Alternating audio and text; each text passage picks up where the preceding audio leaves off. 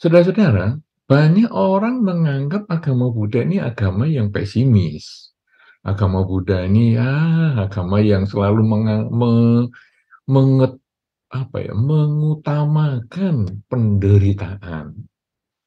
Ya, sehingga dalam banyak kanal YouTube yang mungkin membahas tentang agama Buddha, baik oleh umat Buddha sendiri, kemudian juga oleh yang bukan Buddhis misalnya, kadang-kadang mengatakan agama Buddha adalah agama yang pesimis.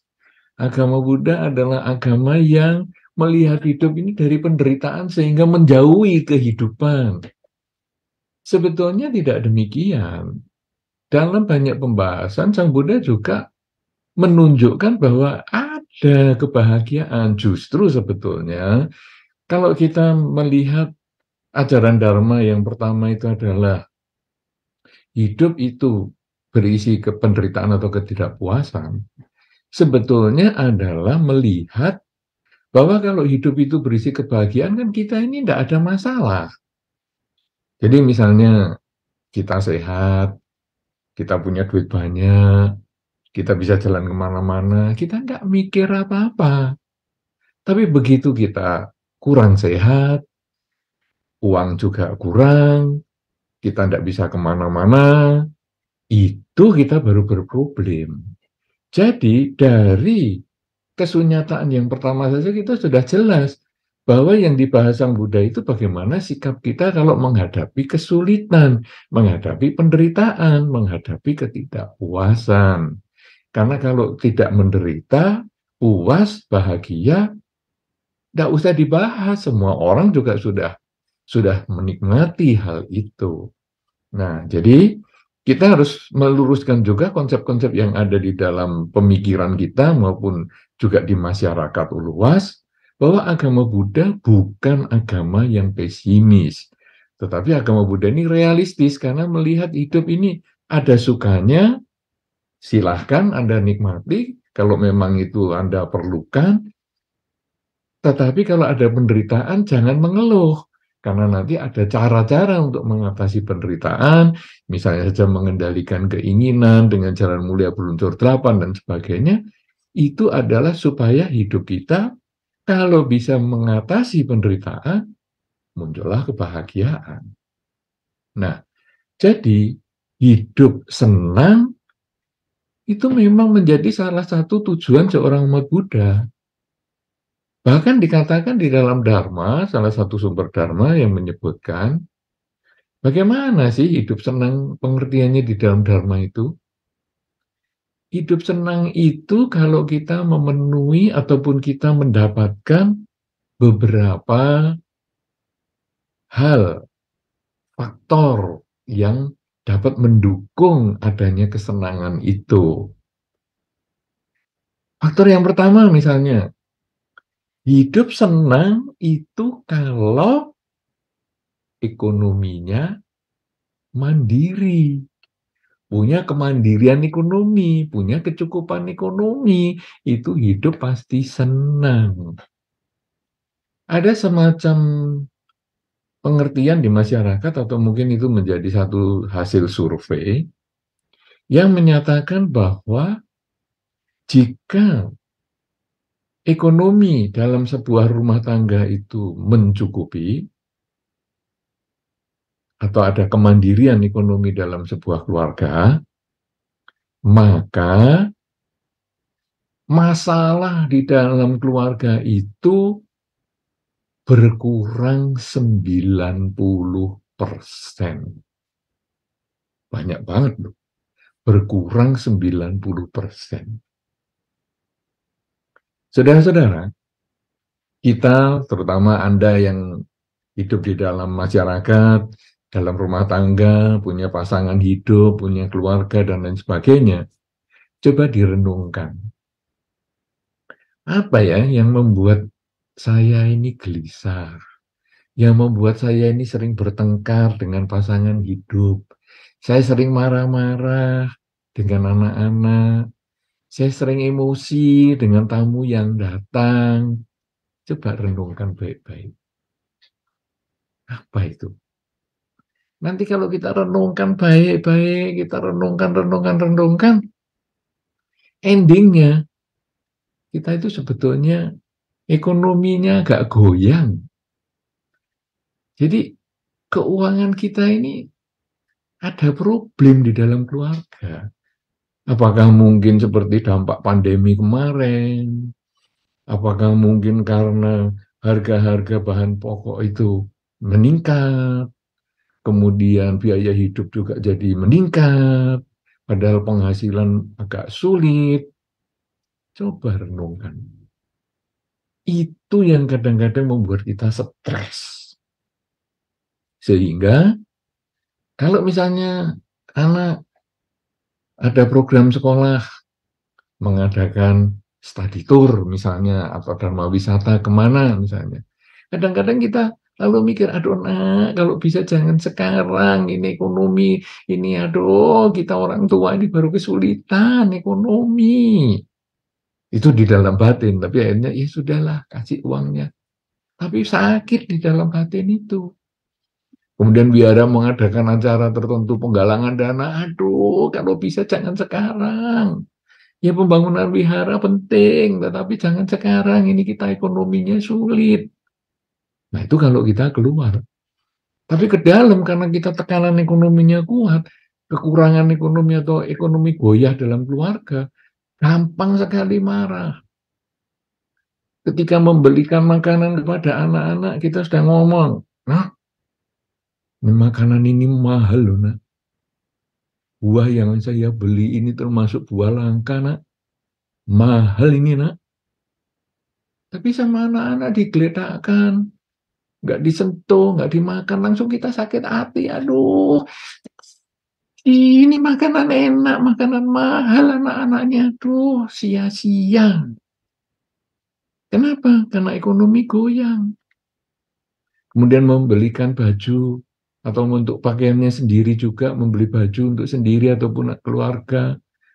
Kemudian waktu dicuci, ya luntur atau kelunturan dengan yang lain, padahal ini Pak mahal, termasuk langka ini.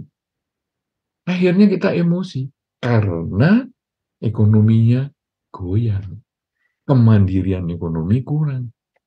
Tapi kalau kemandirian ekonominya mantap, enak, ini makanan mahal ini per kilonya. Mau makan, makan. Nggak mau, buang nggak apa-apa. Santai kita. Atau kalau perlu bawa ke mana, didanain. Kalau kamu nggak mau makan, danain. Nggak apa-apa. Nanti saya beli lagi. Banyak yang beginian. Loh, kita santai. Kemudian, baju kok kelunturan. Wah, padahal pakai aja belum ini. Padahal bajunya juga harganya mahal. Nggak apa-apa lah. Yang kelunturan, sudah buang aja. Atau didanakan kemana. Nah, kita beli lagi. Santai. Nah, itu baru materi yang tentang pakaian, tentang makanan. Kalau kesehatan juga sama. Kadang-kadang kita kalau ekonominya sedang kurang atau goyang, sakit itu jadi masalah. Aduh, sakit lagi, sakit lagi. Ini bapaknya sakit, sekarang gantian ibunya sakit, gantian anak yang pertama sakit, gantian anak yang kedua sakit. Aduh, duit kok keluar terus. Karena ekonominya goyang. Tapi begitu ekonominya mantap, sakit, nggak apa-apa, yuk kita berobat ke luar negeri, sekalian jalan-jalan. Ini semua dicek up semua sekalian, mumpung di luar negeri. Oh ini kurang kurang sehat di sini, itu kurang sehat di situ. Nggak apa-apa, sekalian diobatkan, habiskan sekalian supaya nanti semuanya jadi sehat. Enak. Karena itu di dalam drama disampaikan, salah satu penyebab hidup bahagia, hidup senang itu adalah ekonomi cukup. Tapi kalau hanya ekonomi cukup atau kemandirian ekonomi saja sudah cukup, itu masih kurang. Harus juga mampu menggunakan kecukupan ekonomi tadi. Saudara-saudara tentu tahu di masyarakat banyak orang yang wah mengumpulkan uang, kerja keras, mengumpulkan banyak sekali kok, mengumpulkan uang. Tapi kemudian dia tidak mau menggunakan, dia pelit sekali, dia kikir sekali. Jadi walaupun duitnya banyak, tapi dia kalau ngomong, ini nak barangnya mahal loh nak, makanannya mahal, dimakan sampai habis ya nak. Jangan sampai disisain ya nak, jangan sampai dikasihkan orang lain ya nak, harus kita makan sendiri ya nak. Berarti dia orang yang sudah punya kemandirian ekonomi, tetapi mentalnya masih minus, belum mandiri. Dan ini banyak. Coba saja, Anda lihat ada orang punya mobil baru. Wah, mobil baru. Wah, kalau parkir di wihara agak berjauhan dengan yang lain. Kenapa? Takut lecet. Nanti lecet sedikit ngomel-ngomel. Nah, ini berarti dia belum siap punya kendaraan. Karena kalau sudah siap punya kendaraan, barang yang digunakan di jalan raya, yang bisa diparkir di sembarang tempat, ya risikonya tinggi, ketubruk lah, rusak lah, keserempet lah. Jadi banyak mental-mental seperti itu. Coba Anda tanya diri Anda sendiri, Anda juga seperti itu nggak? Kalau punya mobil, punya HP, punya rumah, nggak boleh rusak, nggak bisa tahu bahwa waduh ini semua ini sebetulnya tidak kekal, bisa rusak, bisa gores. Kadang-kadang kita itu nggak siap untuk mandiri secara ekonomi. Jadi, kalau bisa memiliki kemandirian ekonomi dan kita bisa menggunakan kemandirian kita itu, ini hidup lebih senang lagi. Kenapa? Karena sekarang saya punya kemandirian ekonomi. Ayo, ini sekarang kayaknya sudah pandemi sudah berkurang nih di mana saja. Ayo kita jalan-jalan ke luar negeri. Santai.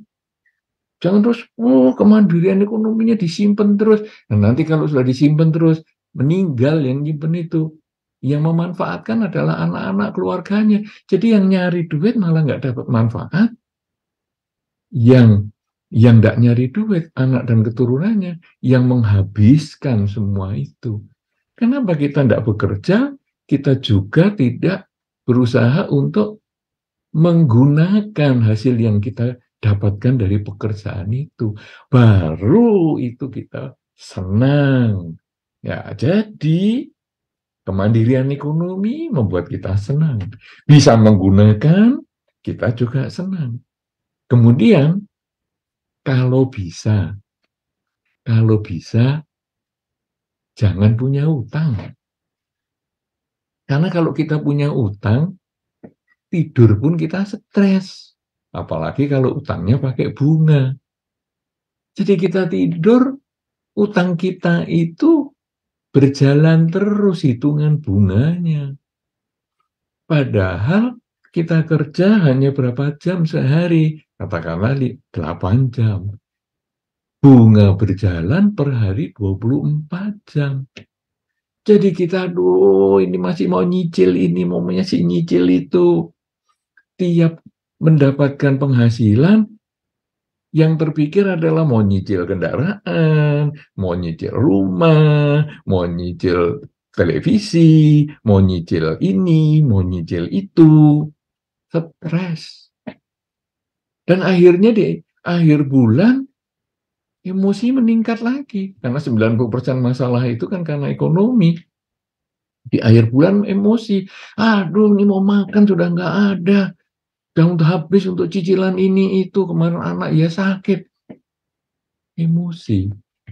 Tapi kalau hutang itu tidak ada, itu menjadi tambahan untuk faktor kita hidup senang. Tidur santai, tidak mikir hutang karena semua ini uangnya sendiri. Kalau punya uang ya pakai, kalau nggak punya uang ya kita menghemat. Santai sekali. Nah, jadi punya kemandirian ekonomi, bisa menggunakan kemandirian ekonominya itu dengan bijaksana, kemudian kalau bisa, hindari hutang. Nah, sekarang yang keempat, Bagaimana hidup itu senang? Kalau kita menjalankan dharma. Salah satu dharma apa? Melaksanakan kemoralan, sila. Tadi, waktu Bante Dhammaratano datang, Anda kemudian meminta tuntunan sila. Itu sebetulnya adalah kita diingatkan, walaupun Anda mungkin sudah hafal semua 5 sila itu, tapi tetap kita minta tuntunan sila. Supaya kita diingatkan, ini loh, bahwa kita di dalam dhamma itu bertekad untuk tidak membunuh, tidak mencuri, tidak berzina, tidak bohong, tidak mabuk-mabukan, supaya kita tuh selalu ingat dan kita ada niat, ada upaya, ada semangat untuk melaksanakan di kehidupan sehari-hari. Nah, ini kenapa? Karena pelaksanaan sila itu berhubungan dengan hidup senang. Anda kalau misalnya baru berbohong saja, karena kalau membunuh mungkin jarang sekali ataupun malah tidak pernah Anda lakukan. Mencuri mungkin ya Anda tidak melakukan. Ya berzina ya mungkin Anda tidak melakukan. Bohong, wah ini yang kadang-kadang agak sulit dihindari. Misalnya saja, ada teman mau datang ke rumah, kan kita biasanya kan di zaman hari ini kan ngabari dulu yang mau datang, tanya sama yang punya rumah, hari ini kamu di rumah nggak? Aku mau ke rumahmu. Kita sebetulnya agak males nih, si A itu mau datang ke rumah kita, apalagi bersama keluarga, karena kita sebetulnya masih pengen ada ngobrol-ngobrol lah dengan keluarga kita sendiri. Nah, ini tamu datang mengganggu ini rencana semula kita. Jadi kita ngomong, maaf ya, kita atau saya sedang tidak di rumah. Jadi kita berbohong. Maaf ya, saya sedang tidak di rumah. Selesai. Begitu message-nya ini atau pesan WA-nya ini di-send, kita merasa tenang. Karena teman itu kemudian mengatakan, oke, kalau kamu nggak di rumah nggak apa-apa. Nanti lain kesempatan. Ya, oke, lain kesempatan aja. Wah, kita senang nih, dah di rumah. Nah, saudara-saudara, beberapa menit kemudian, kita itu kedatangan langganan makanan. Jadi, ada Gojek. Jadi, kita mau makan sekeluarga, kemudian kita bukan kita, saya tadi lupa menyebutkan nama, sebetulnya ini saya bukan di endorse oleh kurir yang instan itu tadi atau untuk pesan makanan, tapi pokoknya sekarang ada kurir yang nganter makanan. Jadi dia ngebel karena kita mau makan bersama sekeluarga. Dia ngebel, kita keluar untuk ngambil ataupun untuk menerima makanan itu dari si kurir. Itu hanya setengah menit mungkin kita jalan dari pintu menuju ke pagar untuk terima, kemudian kita juga mau berbaik hati, kita kasih uang kecil untuk kurirnya. Pas kita sedang menerima makanan itu, teman kita yang tadi WA mau main ke rumah kita, itu liwat. Sudah liwat, manggil lagi. Hei, hei. Wah, kok ya pas ya? Kok nggak tadi sebelum kurir datang atau nanti setelah kurir pergi ya? Kok pas saya di luar, wei, wei, wei. Langsung kita rasanya nggak nyaman banget. Makanan yang tadi kita pesen itu begitu dibuka sama makan untuk keluarga, rasanya jadi berubah, nggak nyaman banget. kita merasa, "Waduh, kebohongan saya kebuka, saya nanti gimana ya?" Dan kebetulan besoknya ada acara di wihara. Wah, kita mau ketemu orangnya sungkan sekali, nggak enak sekali. Padahal dulunya kita teman akrab, teman baik. Jadi begitu ketemu dia itu rasanya, aduh aku kemarin bohongi dia dan ketahuan lagi. Saudara-saudara, ini bohong yang sederhana sekali, pelanggaran sila yang sederhana saja, membuat kita sudah tidak hidupnya menjadi tak senang. Jadi kita merasa, aduh, nanti kalau aku ketemu lagi gimana ya, saya harus menjawab. Dan nanti akhirnya kita menjawab dengan kebohongan yang lain. Kalau seandainya teman itu tanya, kemarin kok kamu belum, kok tidak di, kok masih di rumah, atau kamu kok nggak jadi pergi? Waktu itu kok malah kamu terima makanan dari kurir. Kita lalu bohongi lagi. Iya ini keluarga katanya nggak jadi pergi. Kita bohongi lagi. Kemudian nanti pas anaknya ditanya lagi, oh jadi kemarin kamu nggak jadi pergi? Memang ada rencana pergi? Anak di sebelah yang kita ajak menjawab, enggak kemarin nggak ada rencana pergi kok memang. Wah, muka kita bisa kayak kepiting rebus merah semua. Karena kita benar-benar kebohongan kita terbuka. Di depan umum, dikuliti kita itu. Nah, sampai akhirnya kita tidur pun susah. Ekonominya cukup, bisa menggunakan ekonomi. Kemudian juga tidak punya hutang. Tapi kita tidak menjalankan dharma dengan baik, tidak melaksanakan sila dengan baik. Dan akhirnya kita malu banget sampai berhari-hari kita hidupnya tidak bisa bahagia, tidak bisa senang. Apalagi tiap kali kebaktian ketemu dia itu teman baik kita.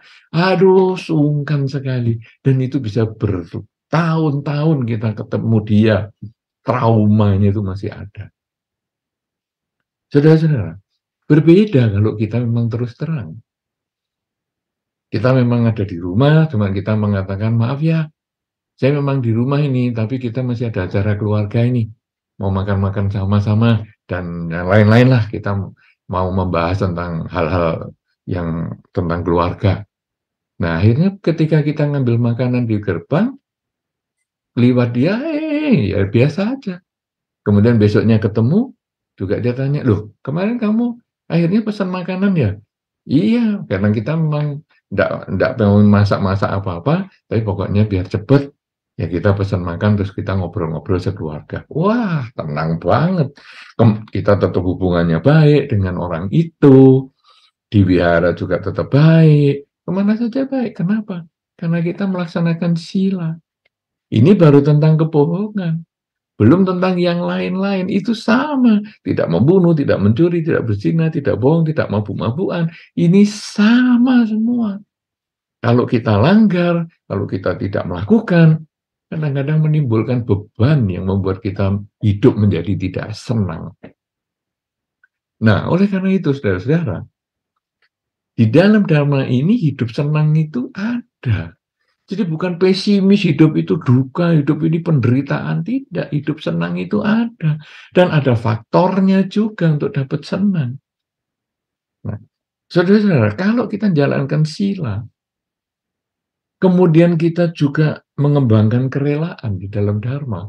Kan kerelaan ini adalah kerelaan materi pertama, misalnya kita ada acara misalnya puja bakti, kemudian ada lagu Dana Paramita, kemudian kita belajar kerelaan.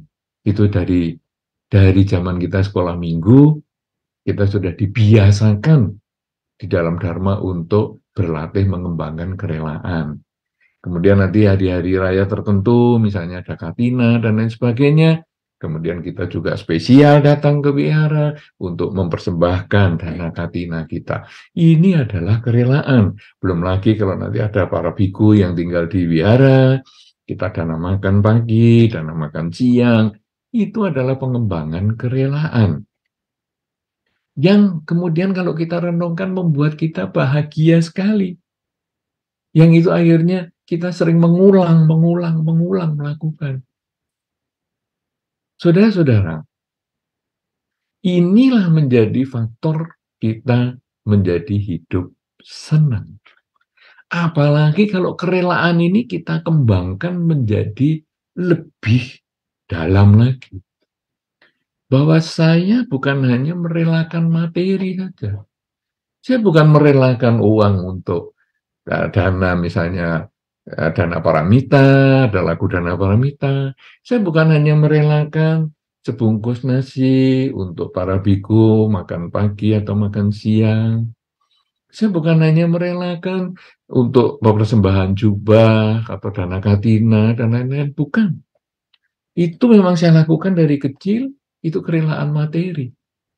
Tetapi saya ingin merelakan keakuan. Jadi saya berusaha merelakan keakuan. Bagaimana saya memperhatikan, bagaimana saya bisa memaafkan, dan lain sebagainya. Itu adalah bagian dari kerelaan yang bukan materi, yaitu keakuan. Apa itu perhatian?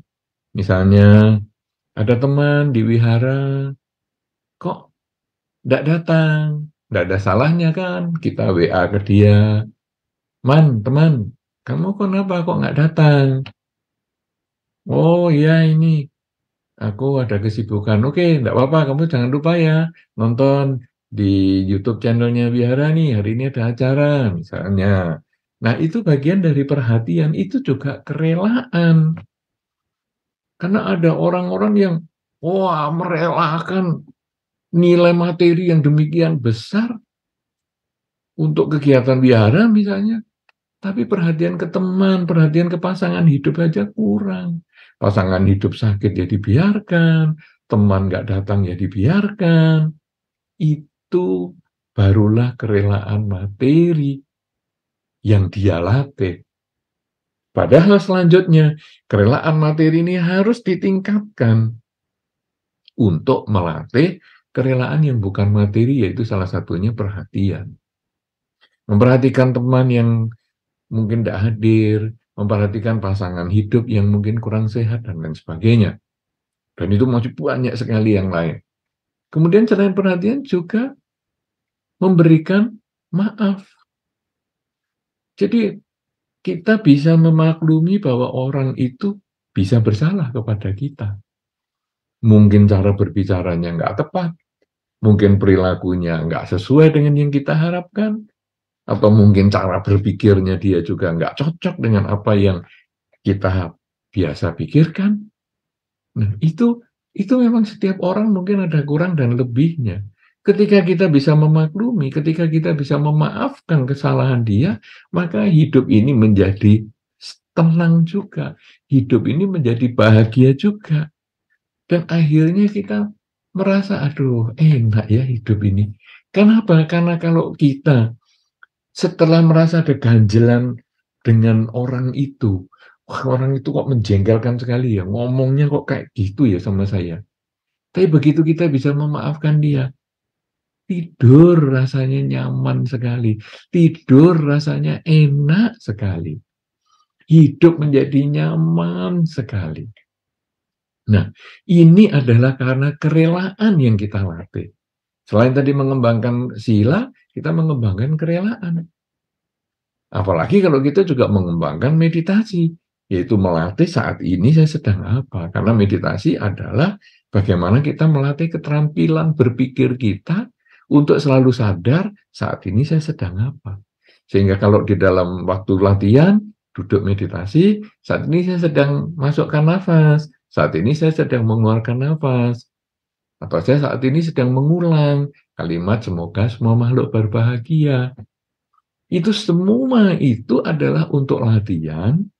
Kita membiasakan pagi bangun tidur, malam mau tidur, selalu saat ini saya sedang apa, sedang bernafas, ya, satu, satu, dua, tiga, empat.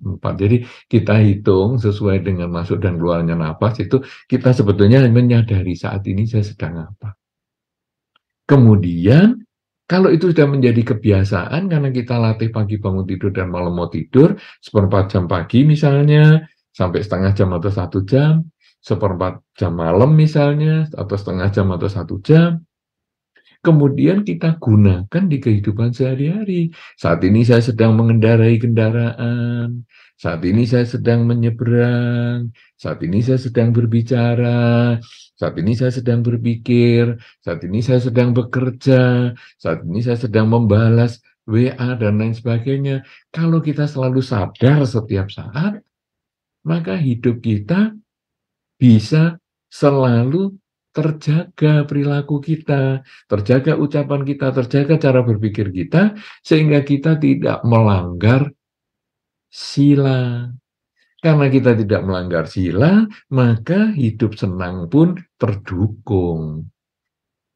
Kalau sekarang hidup senang itu tadi, selain kecukupan ekonominya, bisa menggunakan kecukupan ekonomi kita, kemandirian ekonomi kita, kemudian juga berusaha tidak mempunyai hutang, kemudian juga melaksanakan dharma, sehingga kita bisa melaksanakan kerelaan, kemoralan, dan konsentrasi, mengembangkan kesadaran setiap saat. Maka kalau pelaksanaan dharma ini terus-menerus kita latih, kita lakukan di kehidupan sehari-hari, maka umur bertambah, jatah hidup kita berkurang. Sehingga kita umur bertambah, tenaga menjadi berkurang, kemampuan berpikir berkurang, kemampuan mendengar berkurang, kemampuan melihat juga berkurang, kemampuan merasakan berkurang, makin berkurang, makin berkurang, makin berkurang, kesehatan kita juga makin menurun, makin menurun, makin menurun. Akhirnya, akhir kehidupan ada di depan hidup kita ini. Kalau kemudian kita prosesnya adalah seperti biasa, dengan ada sakit dan lain sebagainya, kita kemudian bisa siap. Oh, inilah akhir kehidupan saya. Apa yang harus saya lakukan di atas tempat tidur ini sebelum kehidupan saya berakhir? Saya harus tetap mengembangkan kerelaan. Saya mungkin sudah tidak bisa berdana materi lagi, tapi saya tetap bisa berdana keakuan. Saya akan memaafkan orang-orang yang mungkin punya kekurangan dengan saya. Saya akan memaafkan musuh-musuh saya, sehingga saya tidak akan membawa kebencian ini ke alam kelahiran yang selanjutnya. Kemudian saya juga merelakan semua yang saya miliki, semua yang sudah saya dapatkan semasa hidup.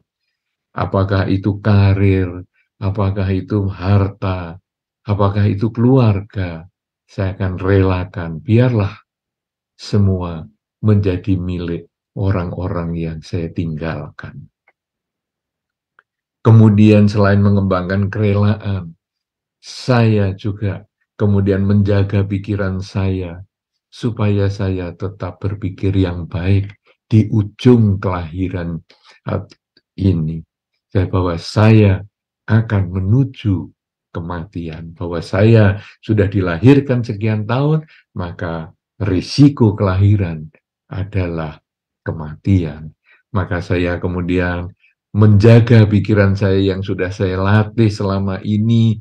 Saat ini saya sedang apa? Sekarang saya mulai menyadari saat ini saya sedang apa. Saat ini saya sedang berbaring. Saat ini saya sedang bernafas. Ketika nafas masuk, saya sadar. Nafas keluar, saya juga sadar. Nafas masuk, saya sadar. Nafas keluar, saya sadar. Dan ketika nafas keluar tidak masuk lagi, kematian datang. Kita dengan memiliki kesadaran yang tinggi seperti itu, karena sudah menjadi keterampilan, menjadi kebiasaan di dalam kehidupan kita sehari-hari sewaktu kita masih sehat, maka kita kemudian bisa mati pun tenang. Mati tenang karena kita bisa melepaskan semua kemelekatan kita. Bahkan kalau kita penuh kesadaran hidup saat ini, kematian yang tenang yang sesungguhnya adalah kematian yang bebas dari kelahiran kembali. Dan itu bisa kita capai di kehidupan ini kalau kita selalu sadar saat ini saya sedang apa. Oleh karena itu, saudara-saudara, kalau sekarang kita hidup senang, mati tenang, sesungguhnya rangkaian perjalanan hidup ini bisa kita capai. Nah, tapi kalau tadi adalah mati yang karena sakit, tapi bagaimana kalau sekarang mati kecelakaan, mati seketika, kemudian mati kesetrum, ya kena listrik sampai meninggal, kemudian mati karena seperti gempa bumi kemarin yang terjadi di Turki maupun Suriah, yang kalau Anda melihat videonya saja pasti Anda akan mendoakan semoga semua makhluk bahagia, semoga semua makhluk bahagia, karena sangat mengerikan. Jam 4 pagi tidur, kemudian tahu-tahu gempa, dan kemudian rumah yang demikian tinggi bersusun-susun langsung ambruk dan rata dengan bumi. Ribuan orang meninggal.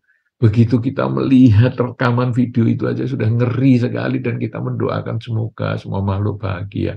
Semoga para mendiang yang meninggal terlahir di alam yang baik. Semoga mereka yang masih selamat, yang ada di bawah reruntuhan, semoga cepat tertolong sehingga bisa berkumpul lagi dengan keluarganya. Kita kemudian lalu mendoakan karena ngeri sekali. Karena kejadian itu bisa juga terjadi pada diri kita. Saudara-saudara, kematian bisa datang setiap saat karena hidup ini tidak pasti, kematian itu yang pasti. Saat ini pun kita bisa meninggal, nanti sore, nanti malam pun juga bisa meninggal, besok pagi juga bisa meninggal, kita bisa meninggal setiap saat. Kalau demikian, saudara, kita tentu tidak bisa merasakan gimana ya tadi kalau sakit kan bisa pelan-pelan melepaskan pikiran, melepaskan kemelekatan. Kalau sesaat bagaimana meninggalnya? Kebiasaan kitalah yang muncul.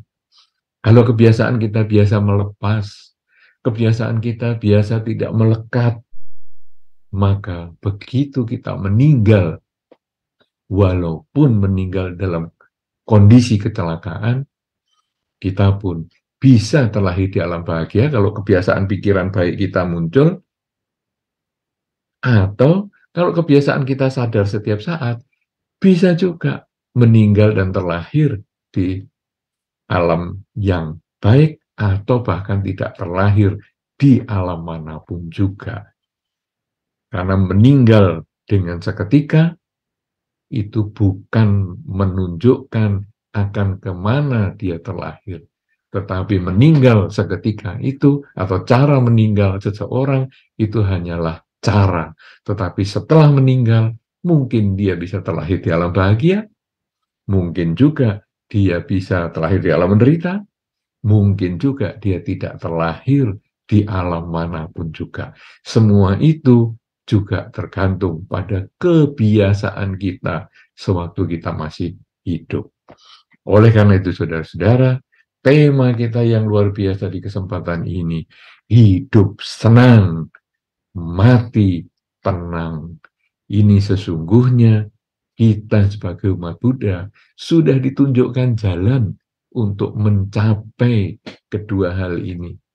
Bahwa kalau kita ingin hidup senang, bekerjalah dengan baik, sesuai dengan dharma, agar kita memperoleh kecukupan ekonomi, bisa menggunakan hasil kita dengan baik, tidak kikir, tapi bijaksana menggunakan hasilnya, kemudian berusaha tidak terlibat dengan hutang, apalagi hutang secara online, pinjaman online misalnya, yang nanti kalau hutang, yang kita yang hutang tapi teman-teman kita dikontak HP kita yang diteleponi untuk ditagih, misalnya, nah kita berusaha menghindari hutang, kemudian berusaha melaksanakan dharma dengan baik, kerelaan, kemoralan, dan konsentrasi, kesadaran setiap saat, dan kalau ini kita gunakan selalu menjadi kebiasaan di kehidupan kita sehari-hari mulai sekarang, sampai selama-lamanya hidup kita nanti, entah meninggal hari ini, meninggal besok, meninggal seminggu lagi, sebulan lagi, setahun lagi, 10 tahun lagi, dan seterusnya, kita sudah memiliki kebiasaan-kebiasaan yang baik mengembangkan kerelaan, kemoralan, dan konsentrasi, sehingga meninggal kita dengan kondisi yang sakit, menurun-menurun, ataupun meninggal seketika, kita bisa tetap meninggal dengan tenang, karena kita bisa melakukan pelepasan, sehingga meninggal kita bisa terlahir di alam bahagia, meninggal kita apapun caranya bisa terlahir di alam yang baik terus, atau di alam manusia, atau bahkan kita tidak terlahir kembali di alam manapun juga.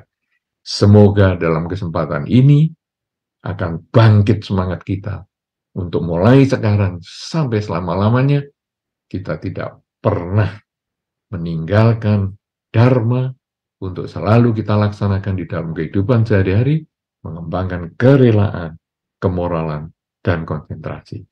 Semoga Anda berbahagia, semoga semua makhluk, baik yang tampak maupun yang tidak tampak, selalu berbahagia. Inilah yang saya bisa sampaikan. Sabe sata bhavantu sukhitata.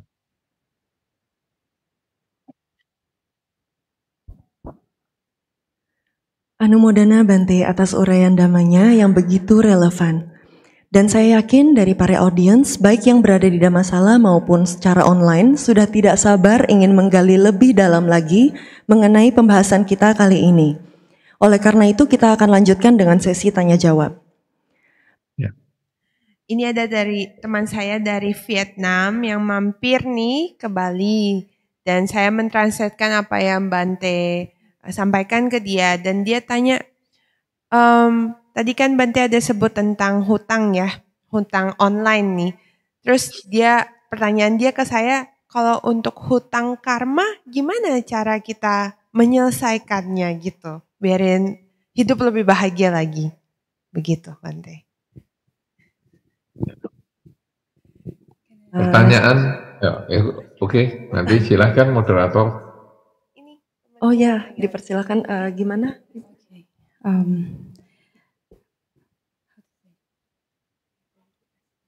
So, first of all, I want to say good evening to everyone and to Bante, Namo Buddhaya. And I have one question because according to your teaching, you said make sure that you are out of the money debt in this life. Then how about the karmic debt? How will we be able to not having any debt in this life? Because of course, everyone here, we try to get out of the suffering in this life. So please help us. Thank you so much. Baik, moderator, apa langsung dijawab atau mau dikumpulkan pertanyaannya?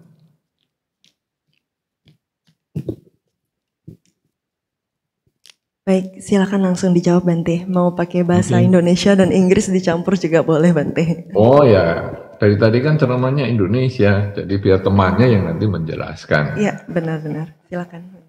Baik, jadi ini pertanyaan yang bagus sekali ya. Dan pertama tentu saya harus mengucapkan selamat datang kepada Ibu yang datang dari luar negeri, yang mendengar dalam kesempatan ini. Bagus sekali. Nah, memang pertanyaannya juga sangat cocok dengan untuk kita semua ya.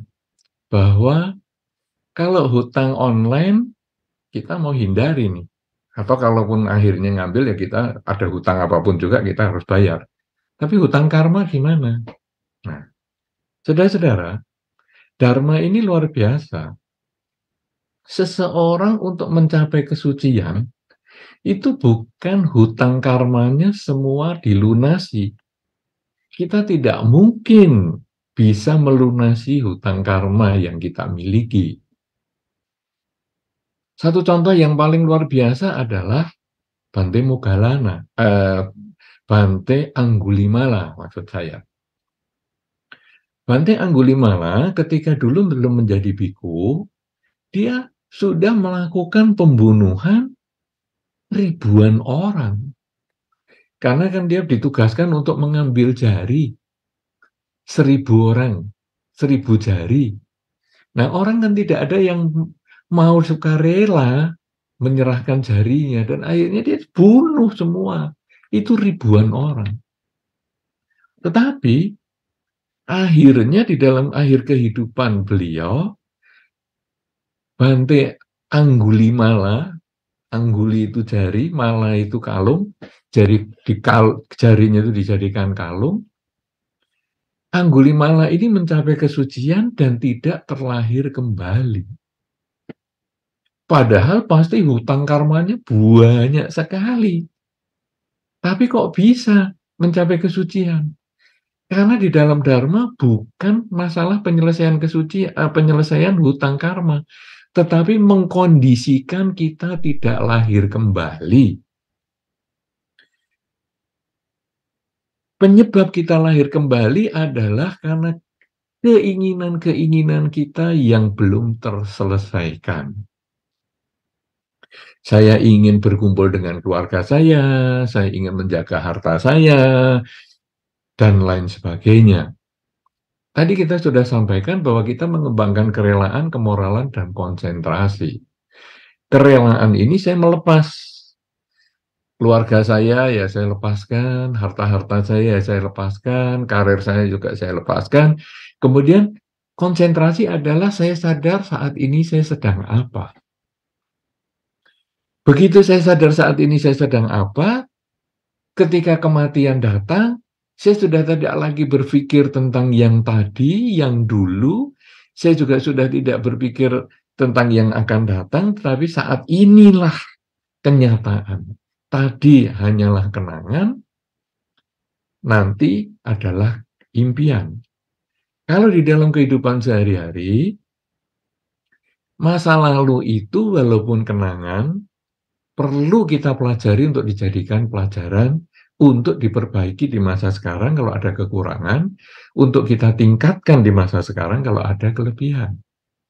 Masa depan, walaupun masih impian, tapi dimulai saat ini kalau itu hal baik, supaya di masa depan menjadi lebih baik, dimulai saat ini untuk menghindari kalau di masa depan ada hal yang tidak baik.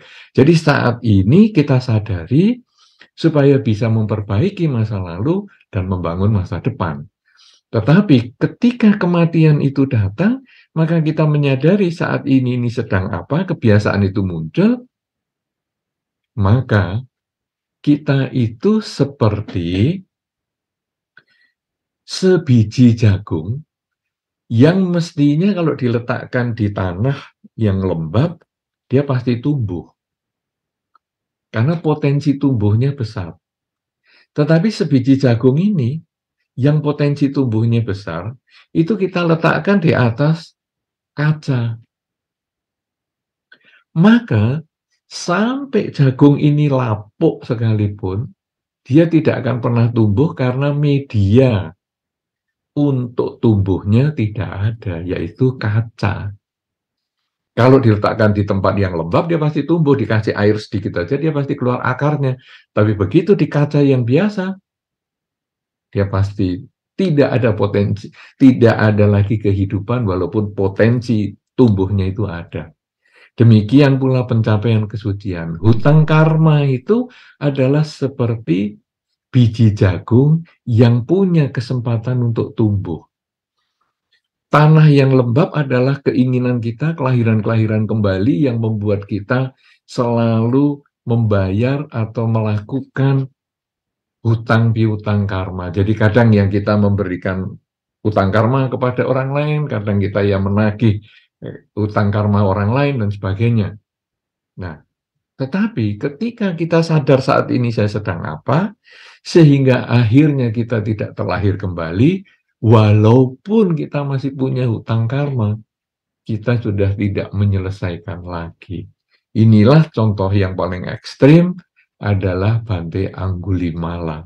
Hutang karma dengan ribuan orang yang dibunuh, hutang karma dengan orang tua mereka yang juga anaknya dibunuh, tetapi beliau tidak terlahirkan kembali. Nah, karena itu pertanyaan tadi, bagaimana hutang karma bisa diselesaikan? Di dalam agama Buddha tidak bertujuan untuk menyelesaikan hutang karma, karena hutang piutang karma ini tidak akan pernah selesai, tapi berusaha menyelesaikan kelahiran kembali, karena otomatis hutang karma itu tidak lagi ada. Yang itulah disebut dengan karma yang terhapuskan atau ahosi karma. Mudah-mudahan Ibu yang bertanya dengan baik sekali ini bisa memahami apa yang sudah saya sampaikan. Apakah Ibu sudah memahami? Oke. Sudah menjawab Baik. katanya Bante.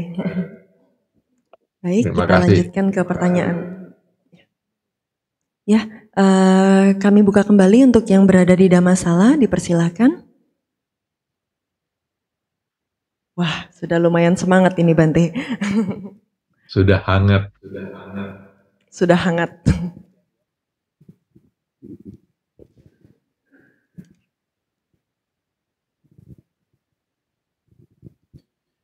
Terpujilah Sang Bhagawa, Namo Buddhaya Bante. Ya, terkait yang tadi Angulimala, saya juga suka membaca Jataka dan Angulimala, Bante Angulimala ini kenapa dia bisa membunuh 1000 orang, 999 orang. Itu yang saya baca, dia sebelumnya di kehidupan lampaunya pernah terlahir sebagai penyu raksasa yang mengangkut nelayan yang terjebak di tengah laut.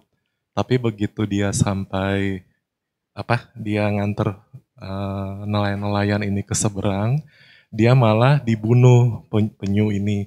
Lalu dia setelah meninggal, rohnya itu beraspirasi, tapi aspirasinya ini negatif, Bante.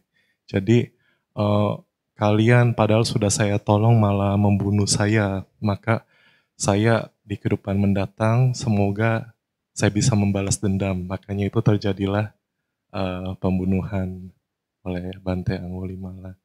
Nah, untuk pertanyaannya, aspirasi ini Bante bisa baik ataupun buruk.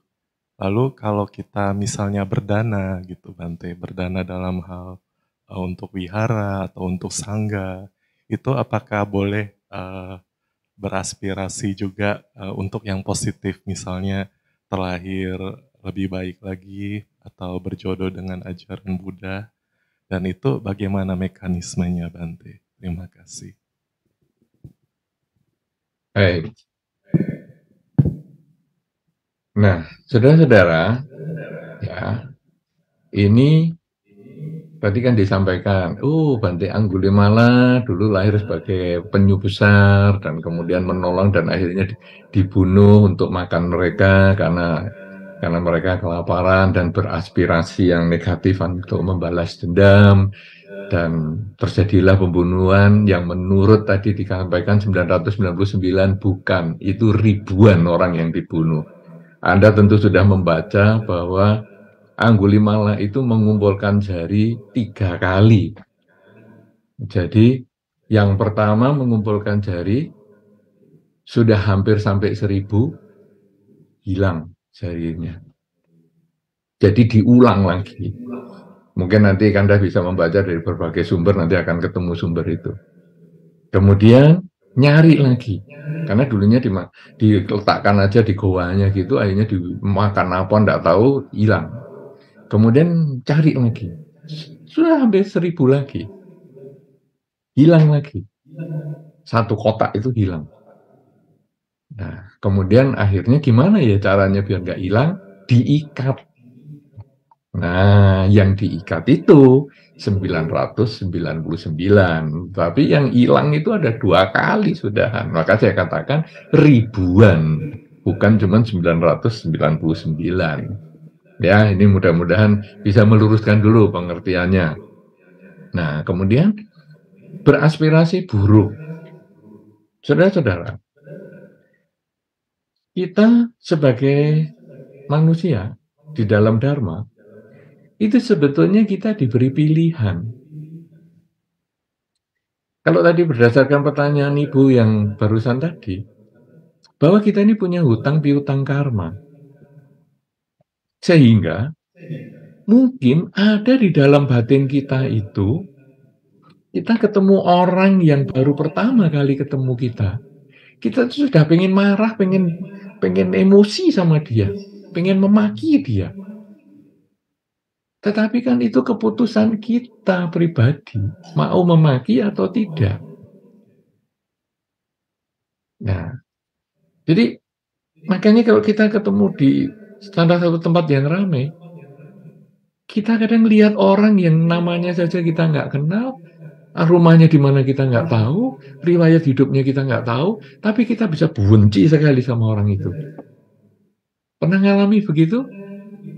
Pernah belum ini yang lain-lain? Pernah kan? Tetapi sebaliknya, kita nggak tahu namanya, kita nggak tahu rumahnya, kita nggak tahu keluarganya, kita nggak tahu kelakuannya, kita nggak tahu apa saja dia. Tetapi begitu kita ketemu, seneng sekali sama dia. Sehingga ada kata-kata, kalau lawan jenis ya, jatuh cinta pada pandangan pertama.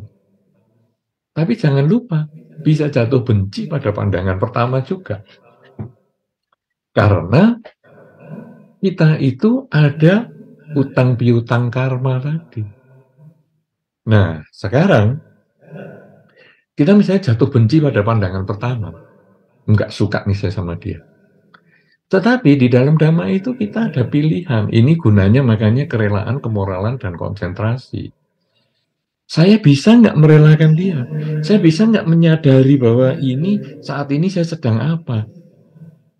Bahwa saat ini saya sedang bertemu dengan dia. Saat ini saya sedang berbicara dengan dia. Nah, saya berarti hidup adalah saat ini saya punya kesempatan untuk berbuat baik pada dia. Itu adalah pilihan. Nah, kemudian kita sekarang, kalau berdasarkan pertanyaan tadi bahwa aspirasi negatif bisa muncul, aspirasi positif itu juga bisa kita lakukan. Setelah Anda berbuat baik, makanya kan biasanya Anda kalau berbuat baik, misalnya dana makan para biku misalnya, kemudian kan Anda biasanya disarankan, ayo kita bertekad. Apa nih? Ya semoga dengan kebajikan yang saya lakukan akan membuahkan kebahagiaan untuk para leluhur dimanapun juga mereka berada. Itu pelimpahan jasa. Ya, jadi kemudian para biku membaca parita, kemudian Anda menuang air, kemudian melimpahkan jasa, semoga mereka bahagia, semoga semua makhluk bahagia. Tetapi juga bisa dalam satu kesempatan atau tiap malam Anda setelah membaca parita, kemudian Anda melimpahkan jasa, Anda kemudian bertekad. Semoga dengan kebajikan yang saya lakukan sepanjang hari ini dengan pengembangan kerelaan, kemoralan, dan konsentrasi akan membuahkan kebahagiaan saya terlahir kembali sebagai manusia yang mengenal Dharma. Tekad ini sering diucapkan oleh para umat Buddha, menjadi kebiasaan dalam tradisi Buddhis bahwa semoga dengan kebajikan yang saya lakukan akan membuahkan kebahagiaan saya terlahir sebagai manusia yang mengenal Dharma. Kenapa demikian? Karena terlahir sebagai manusia yang mengenal Dharma itu akan mengkondisikan kita untuk kalau lahir lagi di keluarga yang tak mengenal Dharma, sehingga dari kecil kita melaksanakan Dharma, terkondisi kita untuk mencapai kesucian. Ya, jadi bukan hanya terlahir sebagai manusia. Kalau dulu kan sering itu, kamu bertekad supaya terlahir sebagai manusia. Terlahir sebagai manusia yang tidak sempat mengenal Dharma, agak patut disayangkan. Karena itu sebagai manusia yang mengenal Dharma. Itu bisa dilakukan. Mekanismenya gimana? Mekanismenya itu pengulangan. pengulangan sehingga dia masuk ke dalam bawah sadar menjadi kebiasaan, sehingga ketika kematian datang, baik kematian itu berproses dari sakit dan menurun sampai kematian, apakah kematian seketika, kebiasaan itu muncul. Karena kebiasaannya adalah mengucapkan tekad bahwa nanti saya terlahir lagi sebagai manusia yang mengenal dharma, maka terkondisilah kita. Kalau pada saat itu karmanya mendukung, pikirannya mendukung, terlahirlah kita sebagai manusia dan mengenal dharma. Mekanismenya hanya pengulangan, karena itu membentuk kebiasaan. Nah, kalau aspirasi yang tadi disampaikan itu kan kuat sekali, sehingga mungkin dengan tidak diulang pun bisa menjadi kekuatan. Itu sama dengan seorang ibu yang marah kepada anaknya dengan maksimal, kemudian dia mengeluarkan aspirasinya, atau dalam bahasa kita di masyarakat adalah menyumpahin anaknya. Kamu nanti jadi orang yang menderita. Wah, itu menderita sungguhan. Walaupun sekali dia mengucapkan, karena dengan emosi yang kuat banget. Ya, jadi sebetulnya makanya seorang ibu kalau marah sekali dengan anaknya lebih baik diem. Jangan kemudian membuat tekad ataupun menyumpahin anaknya, karena nanti kalau anaknya menderita, yang sedih juga ibunya sendiri juga.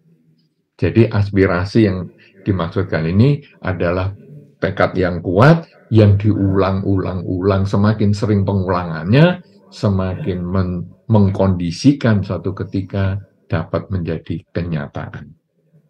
Apakah bisa dimengerti, Pak?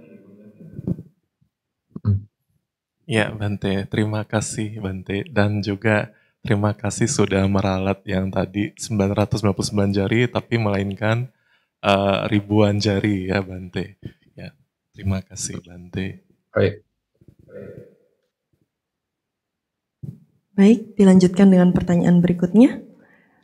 Dari Dida Masalah kayak masih ada tadi yang tanggapan. Oke. Oh, banyak sekali ya. Kayaknya yang dari luar nggak punya kesempatan nih. Namo Buddhaya Bante. Saya mau sedikit cerita juga, dan nanti akhirnya akan ada pertanyaan. Saya pertama-tama mengenal meditasi, itu kalau orang bilang itu enggak disangka-sangka.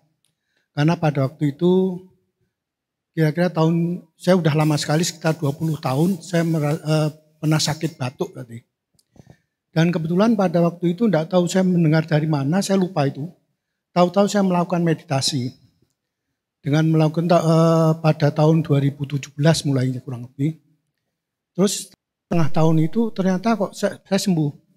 Dan pada waktu setelah sembuh itu, dengan bimbingan Bante, waktu itu saya di Surabaya, saya baru sedikit mengetahui meditasi itu apa gitu. Nah itu saya ikut mindfulness di Surabaya, dan akhirnya juga saya pernah di Balirejo ikuti itu. Tapi yang ingin saya tanyakan sekarang ini Bante, selama saya sekian tahun melakukan meditasi tiap pagi, ya mungkin ada bolong-bolong sedikit ya Bante. Tapi kalau dibilang bisa 90% lah saya melakukan itu. Saya bertanya-tanya sebenarnya untuk menilai keberhasilan atau hasil, bukan keberhasilan ya, hasil dari meditasi itu seperti apa Bante?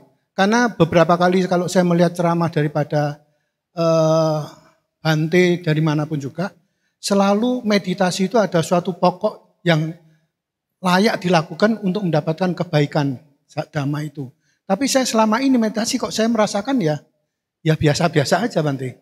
Mau saya menanyakan sebenarnya bagaimana menilai hasil dari meditasi yang kita lakukan. Terima kasih Bante. Baik. Pertanyaan yang luar biasa tentang meditasi ya. Memang tema kita tadi kan sangat luas karena ini menjadi intisari agama Buddha, yaitu tentang mengembangkan kerelaan, kemoralan, dan konsentrasi atau meditasi. Kalau Anda berlatih meditasi setengah tahun kemudian bisa sembuh batuknya, ini luar biasa, dan saya juga mengucapkan ikut berbahagia atau anumodana karena hasil yang Anda capai, dan mudah-mudahan itu bertahan sampai saat ini dan sampai di masa depan juga tetap tidak batuk ya. Kalaupun batuk ya mungkin batuk sakit biasa dan bukan seperti yang dulu yang Anda alami. Kemudian ditanya adalah hasilnya meditasi ini apa ya? Tadi sebetulnya sepintas saya sudah sampaikan bahwa meditasi yang duduk diam, pagi bangun tidur dan malam mau tidur, itu sebetulnya latihan saja, bukan tujuan dalam agama Buddha. Duduk diam itu hanya sarana. Ibaratnya kalau Anda bertanya, sekolah itu tujuannya apa ya?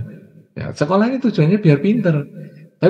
Tapi sekolahnya itu kan bukan terus ya di sekolah itu terus 50 tahun, 60 tahun, 70 tahun kan sekolah terus kan tidak. Sekolah ya secukupnya, katakanlah kalau sekarang ya rata-rata 23 tahun sampai 25 tahun, kemudian hasil sekolah itu dipakai untuk kerja. Untuk mengembangkan karir dan sebagainya. Jadi sekolahnya itu hanya dalam waktu tertentu. Demikian pula meditasi. Meditasi itu seperti sekolah. Jadi kita menyekolahkan pikiran kita pagi bangun tidur, malam mau tidur. Ya, setengah jam pagi, setengah jam malam, atau 1 jam pagi, 1 jam malam, itu sekolah. Kemudian di kehidupan sehari-hari itu yang paling penting, yaitu selalu sadar saat ini saya sedang apa. Jadi kalau sekarang ada orang meditasinya bagus, tekun, pagi bangun tidur, malam mau tidur 3 jam terus, ya, pagi 3 jam, malam 3 jam. Tapi di kehidupan sehari-hari dia pelupa, dia gampang emosi misalnya. Ini berarti dia belum memasukkan meditasi di kehidupan sehari-hari. Tetapi ketika di kehidupan sehari-hari kemudian, walaupun dia meditasinya hanya setengah jam pagi dan setengah jam malam, tapi di kehidupan sehari-hari dia penuh kesadaran dalam cara berpikir, kesadaran dalam cara berbicara, menyadari apa saja yang sedang dilakukan, itu sebetulnya adalah hasil meditasi. Sehingga dia mengurangi kesalahan-kesalahan yang berlaku atau yang biasa dilakukan di kehidupan sehari-hari. Bahkan dia tidak gampang lupa, misalnya meletakkan barang, kunci misalnya, kunci atau HP, kunci mobil atau kunci rumah, kemudian HP, dia tidak gampang lupa. Kenapa? Karena pada waktu dia meletakkan barang-barang itu, dia selalu sadar, saat ini saya sedang meletakkan HP, saat ini saya sedang meletakkan kunci di sini. Saat ini saya sedang mematikan kompor saya. Saat ini saya sedang mengunci pintu rumah saya. Karena kesadaran setiap saat seperti itu, maka ketika tadi ditanya, kuncinya di mana? Oh, di situ. Dompetmu di mana? Di sana. Ya, tadi rumah depan sudah dikunci belum? Sudah. Kita yakin dengan yang kita kerjakan karena kita penuh kesadaran. Demikian pula kita yakin dengan apa yang kita ucapkan, karena penuh kesadaran. Kita yakin dengan apa yang kita pikirkan, karena penuh kesadaran. Itu sebetulnya hasilnya. Nah, kemudian kalau tadi dikatakan, para biku kok sering mengatakan ya, meditasi atau konsentrasi ini menjadi dharma yang paling tinggi nilainya. Kenapa ini? Nah, karena ketika dia bisa mengembangkan kesadaran, jadi bukan sekolahnya ya yang penting ya, tapi hasil sekolahnya itu. Jadi bukan meditasi pagi setengah jam, malam setengah jam, itu bukan. Tapi yang dikatakan meditasi menjadi kebajikan tertinggi itu adalah ketika dia bisa mengembangkan kesadaran setiap saat, maka dia menjadi kebajikan yang tertinggi. Karena pikiran dia, ucapan dia, dan perilaku dia terbebas dari ketamaan, kebencian, dan kegelapan batin. Tamak dan benci itu karena melekat masa lalu dan masa depan. Dia tidak menyadari bahwa hidup itu selalu berubah. Ketidaksadaran bahwa hidup itu berubah, itulah yang disebut dengan kegelapan batin. Tidak mengerti, tidak mau tahu hidup itu berubah. Sehingga kalau dulu saya pernah disakiti dia, maka saya sekarang tetap jengkel dengan dia. Nah, itulah kebencian. Di masa depan saya juga masih jengkel sama dia. itulah kebencian. Dulu saya dibahagiakan dia, maka timbullah kemelekatan. Saya tidak mau berpisah dengan dia, dan di masa depan saya tetap takut berpisah dengan dia. Nah, itulah namanya kemelekatan. Padahal hidup itu selalu berubah, bahwa hidup adalah saat ini. Begitu dia menyadari hidup saat ini, dulu yang pernah menyakiti saya, sudah abaikan saja. Sekarang saat ini adalah kesempatan saya berbuat baik kepada dia, mengucapkan yang baik dan berperilaku yang baik. Dulu orang itu sudah membahagiakan saya.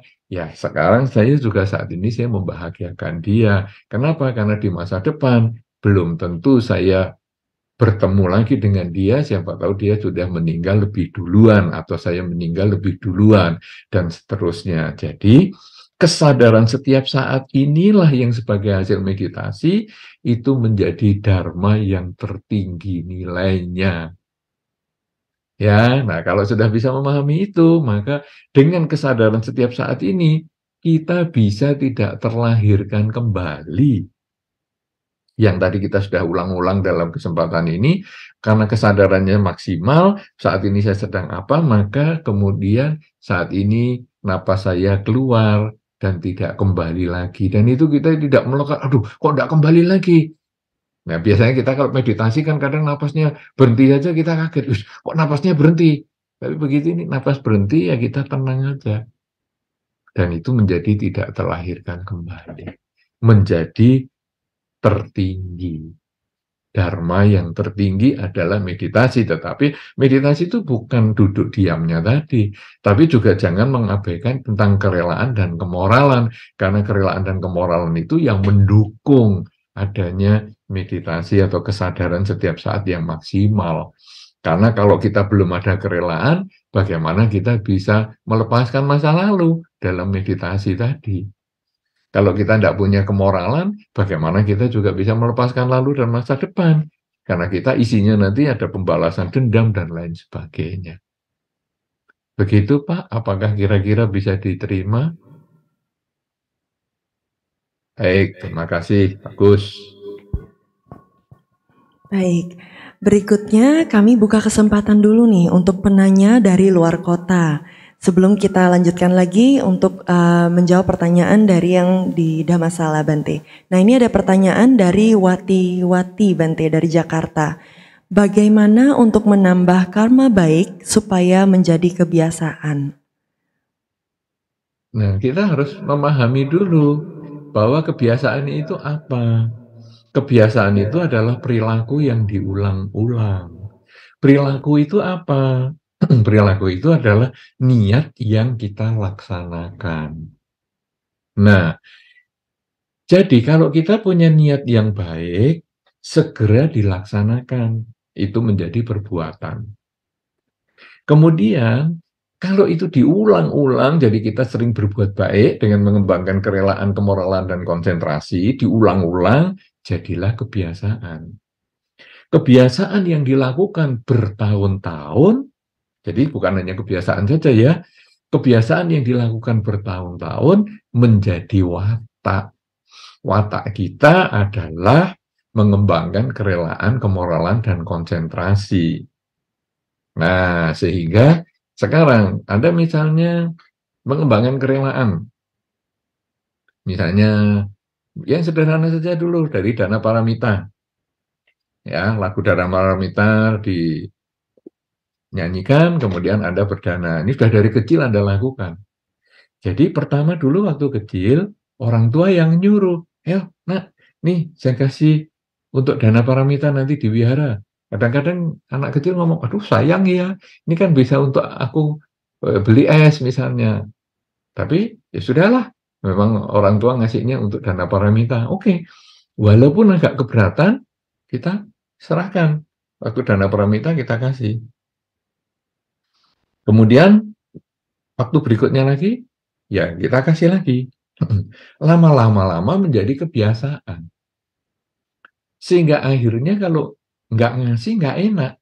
Saya yakin Anda yang sudah biasa berdana paramita, kalau pas hari itu tidak begitu punya uang yang biasa untuk didanakan paramita itu tadi, pasti kita merasa tidak enak. Aduh, sungkan sekali ya.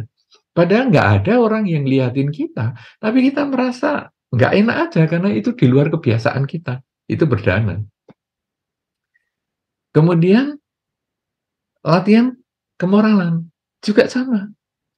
Pertama dulu misalnya kita jalankan Pancasila Buddhis ini, waduh, rasanya kadang selalu lah, ya, bohong-bohong dikit ya nggak apa-apa lah, bunuh-bunuh dikit ya nggak apa-apa lah. Tapi lama-lama akhirnya kita itu merasa, ya ini harus kita lakukan, harus lakukan. Dan akhirnya begitu nanti di rumah ada nyamuk misalnya, kemudian ada lihat orang nepuk nyamuk aja, rasanya aduh kok nggak enak banget ya sudah. Nah itu kan sudah menjadi kebiasaan.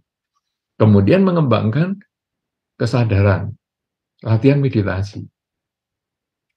Kalau Anda sudah biasa meditasi pagi bangun tidur, malam mau tidur, kemudian satu ketika Anda bangunnya kesiangan, sehingga terpaksa ini harus berangkat kantor ataupun harus kerja, sehingga tidak sempat lagi meditasi, itu sesuatu yang kurang rasanya jadi nggak enak banget. Kenapa? Karena itu sudah menjadi kebiasaan. Nah, jadi kebiasaan itu adalah hasil pengulangan perbuatan. Sehingga kalau tadi Anda bertanya, bagaimana ya untuk menambah karma baik supaya menjadi kebiasaan? Ya Anda hanya mengulang-ulang karma baiknya di dalam Dhamma itu cuma 3, yaitu mengembangkan kerelaan, kemoralan, dan konsentrasi. Hanya 3, tidak ada yang lain. Tapi 3 ini kalau mau dipecah jadi ribuan. Karena itu dengan mengembangkan 3 ini saja, kerelaan, kemoralan, dan konsentrasi, maka Anda terus-menerus Anda lakukan mulai sekarang sampai selama-lamanya, maka di akhir kehidupan nanti yang muncul adalah kebiasaan. Bagi Anda yang suka membaca kitab dari Atta Kata, maka Dhammapada Atta Kata, tentu Anda juga tahu bahwa ada satu penjagal babi yang namanya Cunda, dia biasa menjagal babi. Nah, sehingga pada saat meninggal, kebiasaannya itu muncul.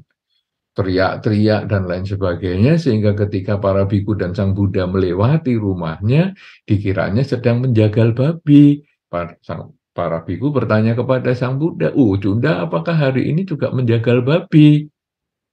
Nah, sang Buddha menjawab bahwa itu Cunda sudah akan di akhir kehidupannya. Dia teriak-teriak begitu karena kebiasaannya. Jadi ketika kebiasaan itu perilaku itu diulang-ulang, jadilah kebiasaan, dan bertahun-tahun jadilah watak.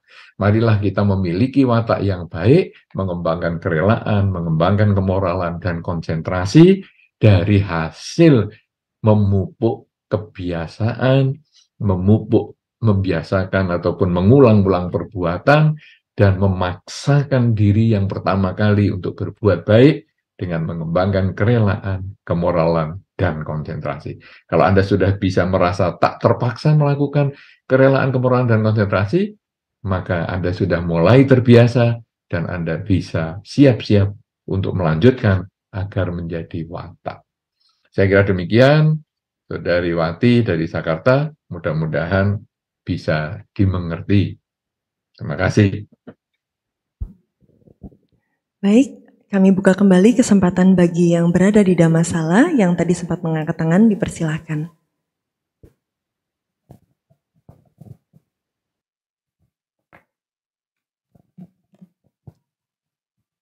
Namo Buddhaya, Bante. Perkenalkan lebih dahulu, nama saya Putu Gama, asal dari Banjar, Singaraja. Tinggal di Lombok sekitar 47 tahun lebih. Dan sekarang kebetulan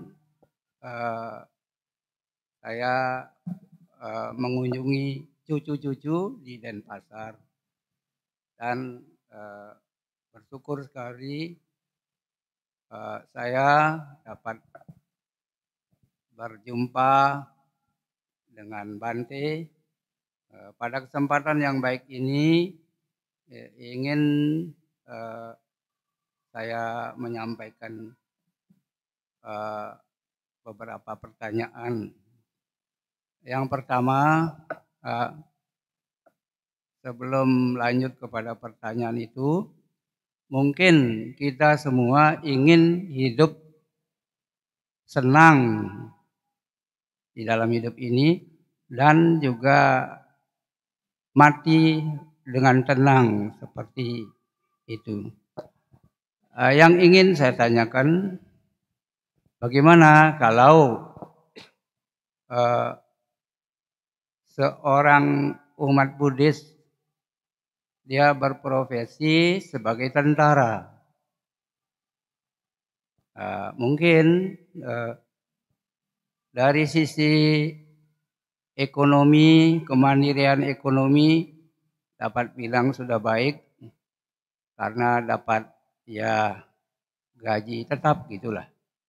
Jadi juga dapat menggunakan kemandirian ekonomi itu dengan baik, tidak punya utang, juga punya kerelaan, ya juga latihan-latihan meditasi walaupun tidak terlalu mendalam, tetapi tetap berlatih. Jadi secara ekonomi sudah baik, berarti kesenangan di dalam hidup di dunia, ya bilang sudah dapat dirasakan dengan baik. Yang ingin saya tanyakan dari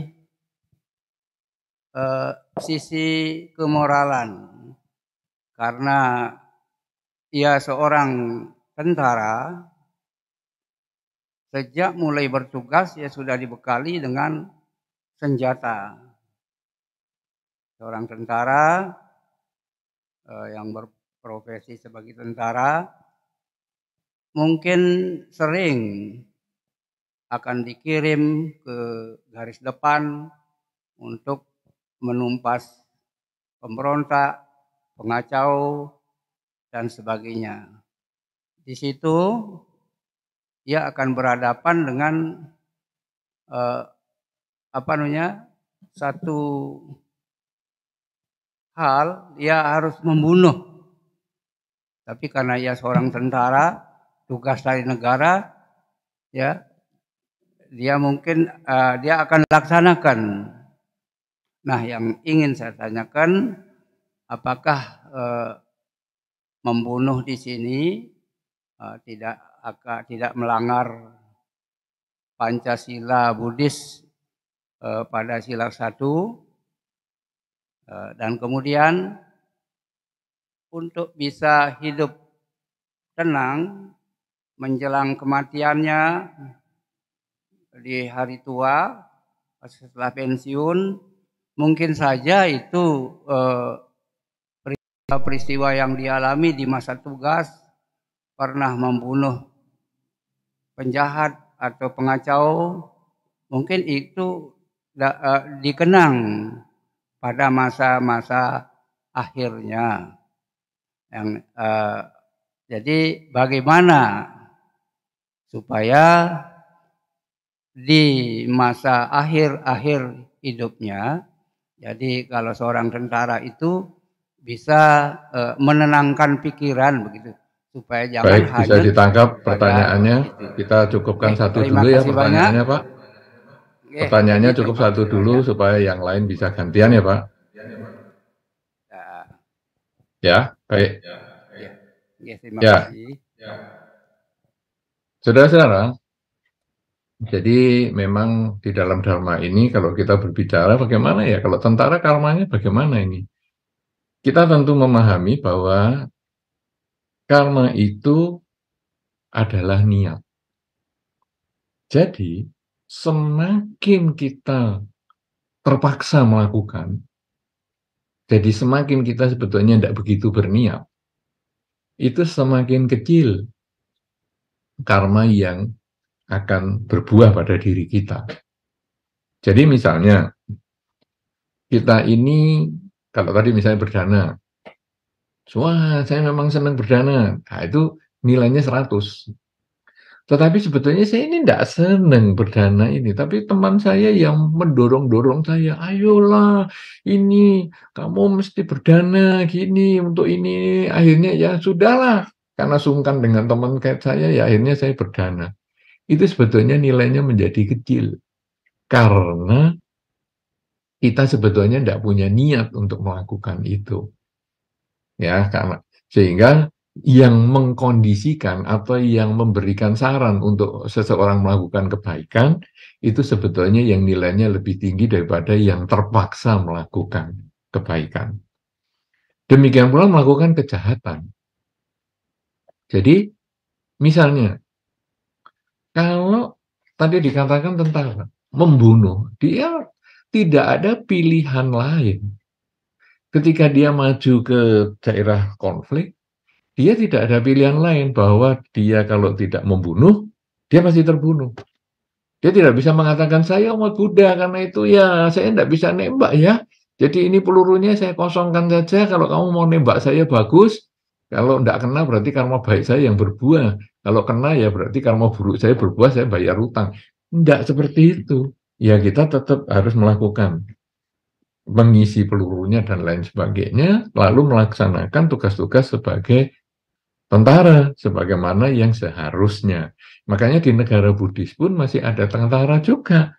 Tidak ada problem karena mereka kalau memang ditugaskan, mereka itu hanya terpaksa melakukan. Ya, sehingga nilai karmanya menjadi lebih kecil. Kemudian kalau ditanya sekarang, apakah ini melanggar sila yang pertama? Jelas melanggar, jangan kata tentara yang jauh-jauh. Nelayan pun itu termasuk melanggar juga.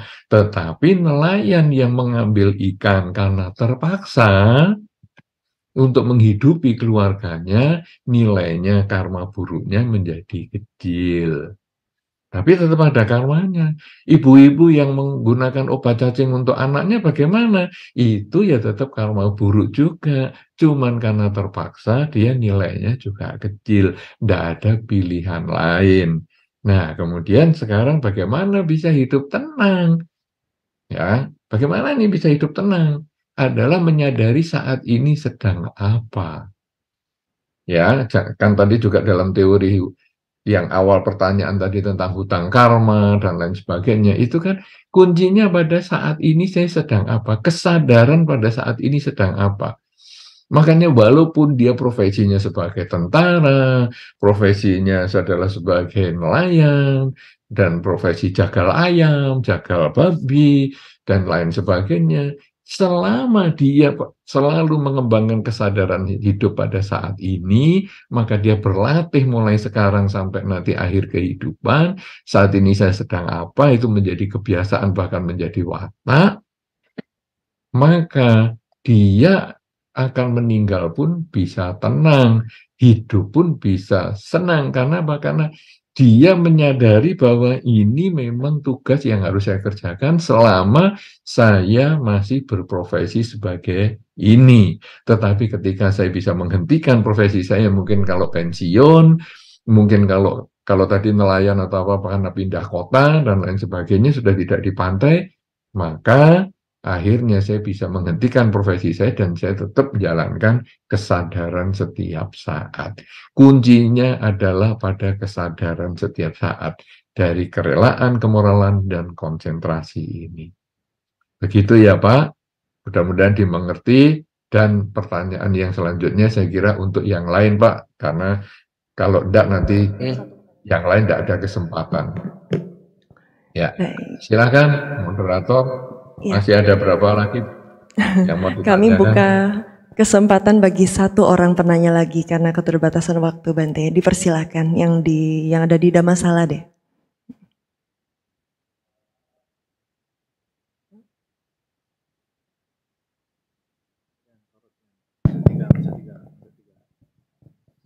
Selamat malam Bante Utamo dan selamat malam Bapak Ibu semuanya. Namo Buddhaya. Perkenalkan Bante, nama saya Sunli, asal dari kota Medan. Nah, baru belakangan ini saya ada pulang ke Medan Ini lebih sebagian kesaksian ya Bante. Pulang ke Medan pas saat Sincia gitu. Nah, pas tiba di Medan nggak lama ada kabar duka, kalau nggak salah, bukan kalau nggak salah memang benar. Bante Jina Darmo meninggal dunia. Ini turut berduka cita juga. Di sana yang kami lihat Bante, ada rasa sedih karena kehilangan sosok beliau yang cukup dikenal baik dan cukup sederhana. Dan yang kedua, ada rasa terharu. Terharu melihat banyaknya umat yang melayat, bahkan yang melayat beliau pun banyak juga yang di luar agama Buddha. Nah, yang membuat kita bangga Bante, yang katanya agama Buddha kaum minoritas, tetapi saat beliau meninggal, ini membuka mata kita semua. Artinya yang mengantar jenazah beliau ke tempat kremasi itu mungkin ribuan orang Bante. Dan dari berbagai jenis keyakinan. Yang membuat kami iri ini Bante, apakah kami umat biasa seperti kami ini, apakah suatu ketika bisa meninggal dengan tenang Bante? Cukup sekian dan terima kasih. Baik, terima kasih atas pertanyaannya. Jadi memang kita ikut prihatin dengan kepergian Bante Jina Darmo kemarin yang telah akhirnya dikremasi pada tanggal 4 Februari. Ya, memang kalau kita menyadari hidup ini berproses, tentu seseorang yang terlahir pasti akan meninggal, demikian pula kita. Dan beliau yang menghadiri cukup banyak sekali sejak beliau wafat sampai akhir kremasi, diikuti oleh banyak orang dari berbagai lintas agama, lintas aliran agama Buddha dan lain sebagainya, cukup banyak untuk mendoakan beliau. Nah, sekarang problemnya adalah apakah seorang umat bisa? Saudara-saudara, kenapa beliau bisa seperti itu? Karena beliau di dalam kehidupannya banyak melakukan kebajikan. Jadi, orang itu sebetulnya kalau kita melihat di tempat tinggal kita lah, di sekitar kita, kalau ada orang meninggal kok sepi ya yang mengunjungi, berarti orang itu tidak begitu disukai di masyarakat. Sehingga meninggalnya dia malah disambut dengan sukacita. Ya, sudah, untunglah orang yang menjengkelkan di kampung kita ini sudah meninggal. Tetapi kalau orang itu disayangi oleh orang lain, maka yang datang juga banyak. Apa yang kita berikan itu, apabila memberikan manfaat untuk orang banyak, maka ketika kita meninggal, orang yang mendapatkan manfaat itu, dia akan berusaha untuk hadir mengantarkan jenazah kita. Walaupun sebetulnya kita sendiri sudah tidak ngerti mereka mengantar atau tidak, tapi mereka sendiri yang punya dorongan moral untuk ikut hadir. Jadi kalau sekarang Anda bertanya, apakah kita sebagai umat bisa seperti itu? Seperti Bante Jina Darmo?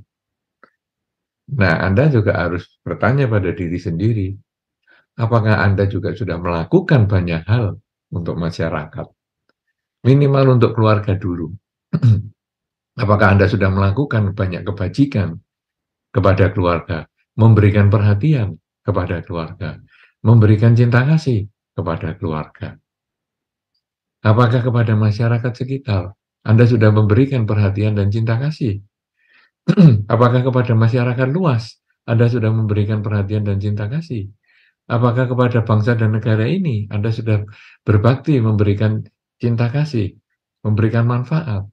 Apakah kepada dunia dan semua makhluk Anda sudah memberikan cinta kasih, memberikan manfaat, memberikan kebahagiaan kepada mereka? Kalau Anda sudah memberikan ini, otomatis mereka akan datang. Walaupun Anda tidak tahu. Sebetulnya Anda ya tidak perlu berharap Anda seperti itu, karena harapan itu justru menimbulkan kekecewaan. Yang perlu Anda adalah melakukan. Mereka datang melayat itu hanyalah konsekuensi logis dari apa yang Anda lakukan. Karena itu yang justru Anda penting miliki mentalitasnya adalah apa yang harus saya lakukan untuk masyarakat luas ini, untuk semua makhluk. Karena itu kita sering mengulang, semoga semua makhluk bahagia, semoga semua makhluk bahagia. Itu adalah untuk mengingatkan kepada kita, apakah yang sudah kita lakukan untuk membahagiakan semua makhluk. Sehingga mereka pun satu ketika mungkin akan datang walaupun itu sudah bukan urusan kita. Ya, jadi sakit nanti kemudian apakah saya akan dikunjungi orang, sudah nggak usah dipikirkan. Yang penting kita mengisi hidup kita saat ini dengan yang semaksimal mungkin, mengembangkan kerelaan, kemoralan, dan konsentrasi.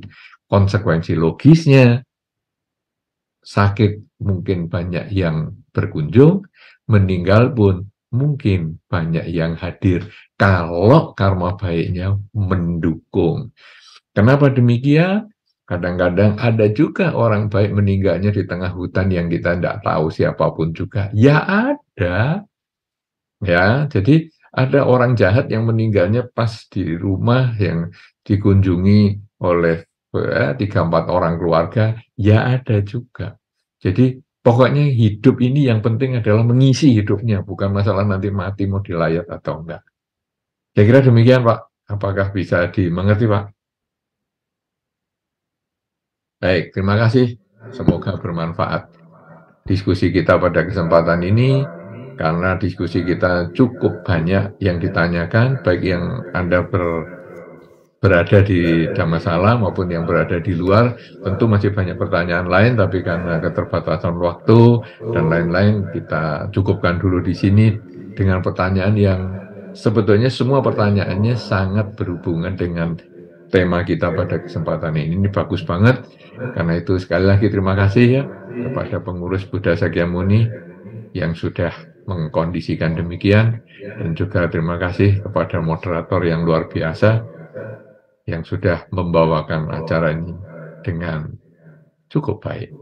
Dan terima kasih kepada Anda semua yang sudah bertanya, karena pertanyaan Anda menjadi pemahaman untuk semua orang. Saya kembalikan kesempatan kepada moderator. Terima kasih.